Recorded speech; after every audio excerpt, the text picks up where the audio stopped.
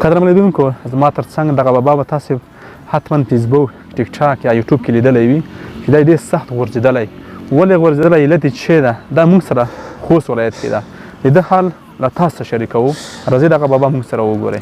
قدرمن لیدونکو هغه ویډیو خو تاسې وکتله. هماغه بابا سره ناست یم. کوم بابا چې بازار کې لسی ګډي چلوي.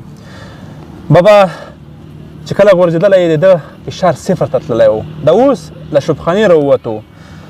دی دوا ده، حتی دی روژه هم نه لري ځکه د ده فشار په صفر کې و.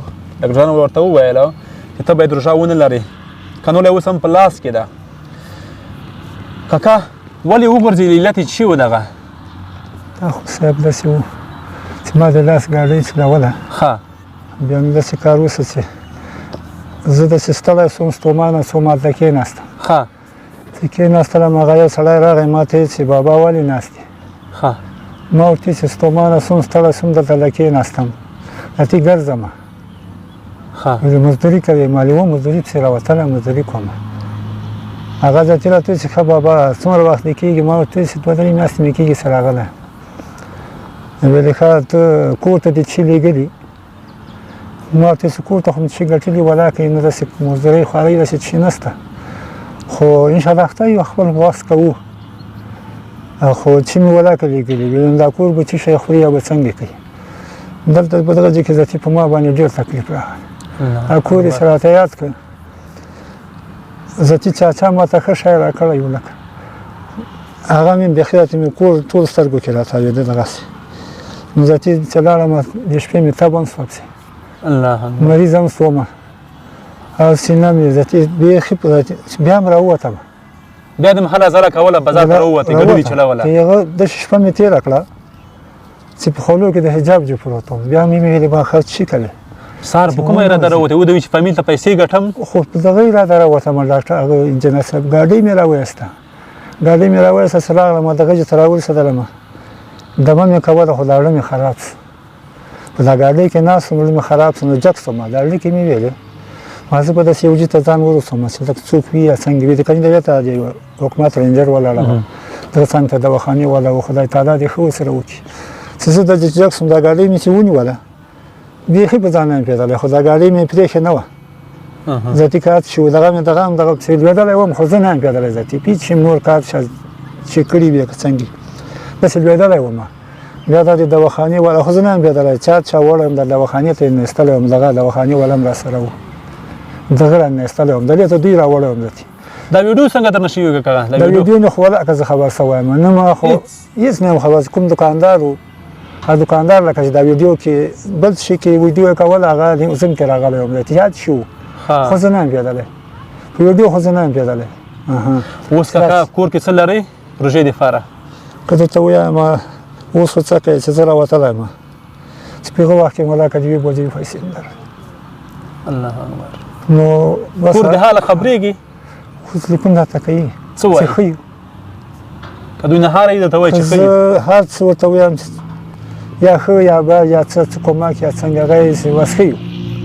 هېڅ یې درته نه دي ویلي؟ هغه یې چې د فشار هم ټیټېږي، بیخي ورځي ښکته او لوېږي، یا مقصد تکلیف ورته پیدا کېږي.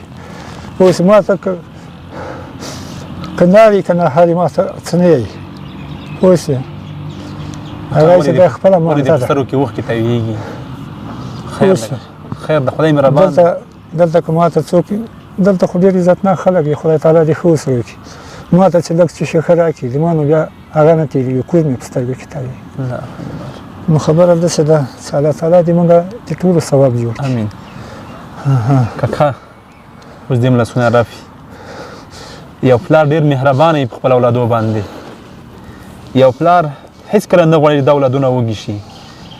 بیا چې کله یو پلار د کور په نفقه کې پاتې راشي، دا تر ټولو غټه بېوسي ده کاکا. زه پوهېږم خیر ده کاکا، هر څه به وشي، ته دې وخت قیمت ویاوه.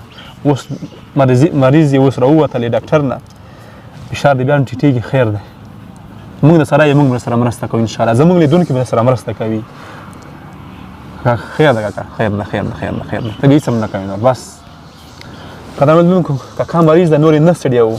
راځئ به سره مرسته وکړو. دا یې خپل فامیل ته ځورېږي، دا یې خپلو وړو بچیانو ته ځورېږي چې هغه په نهاره باندې دي، هغې د حاله خبر نه دي. 3 میاشتې مخکې راوتلی په کور کې لا وړه نه و، خو بیا هم هغه ورته ډاډ ورکوي چې پلار دې مریض دی چې ده باندې کوم څه ونه شي بیا هم ډاډ ورکوي راځئ د کاکا سره مرسته وکړو د کاکا مستحق ده د کاکا چې ګاډي غورځولی فشار یې ټیټ شوی اوس دردونه دي په وجود کې خوښ شوی هم ده مریض هم ده الله دې زموږ په وطن باندې رحم وکړي دی په خوست ولایت کې ژوند کوي دا اصل کې د ګردیز ده خو اوسېږي دلته کاکا موږ در سره انشاءالله ټولې چارې به سمې شي لیدونکو نه د څه غوښتنه دی دغه حال دې کسي څه غوښتنه لري چې هغه مسافر او لیدونکي دې ګوري زموږ هېوادوال بس ما خو دوی ته هغه خپلې خاطرې وړاندې کړي پوه شولې خدای تعالی دې دوی ته د هر څه حاجتونه ورکړي امین ما سره چې هر څوک کومک وکړي الله تعالی به یو په زر بدله ورکړي امین امین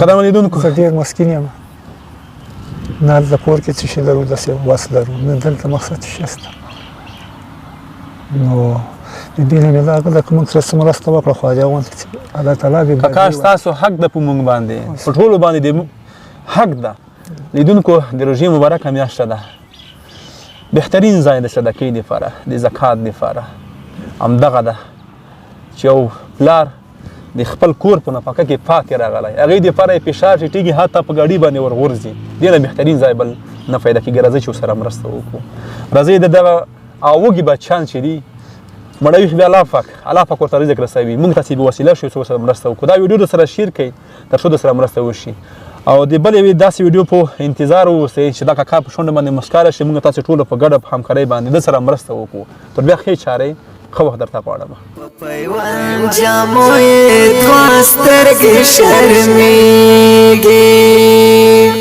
نیمه شپه کې را بیدار شي